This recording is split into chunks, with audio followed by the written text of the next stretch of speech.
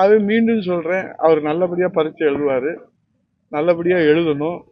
அனுபவம் உள்ளவங்கள வழிகாட்டுதலோட எழுதுவாருன்னு நாங்க நினைக்கிறோம். அவங்களோட இணைந்து அவர் செய்யணும்னு அவருக்கு வேண்டிய நண்பர்கள் எல்லாம் அவருக்கு ஒரு நல்ல வழியை காட்டுவதாக நாங்களும் நினைக்கிறோம். அனுபவம் உள்ளவர்களோடு, ஏன்னா ஒரு குழந்தை வருங்காலத்துல மிகப்பெரிய வீரனா வரும்போது கூட அந்த பிறந்த குழந்தை நடக்க தவறுகிற போது அந்த தாய் தந்தையருடைய கையை பிடித்து கொண்டுதான் நடக்கும். ஒலிம்பிக்ல மிகப்பெரிய வீரர்களாக வருகிறவர் கூட குழந்தையா இருக்கிற போது அதே போலதான் இந்த மரத்துக்கும் ஒரு ஃபென்சிங் தேவை. ஒரு விதை அது செடியா வளர்ற போது ஆடு மாடு மிதிச்சிரும், மேய்ஞ்சிரும். அப்போ அதை பாதுகாக்கிறதுக்கு ஒரு பாதுகாப்பு வளையம் வேணும். அப்போ அது வளர்ந்து தரும்.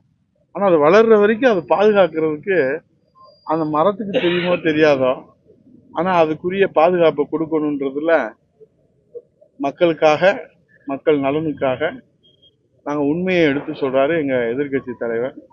புரிஞ்சவங்களுக்கு புரிஞ்சா இந்த தீபாவளி அதுவுமா நல்லதுன்னு நாங்கள் நினைக்கிறோம்.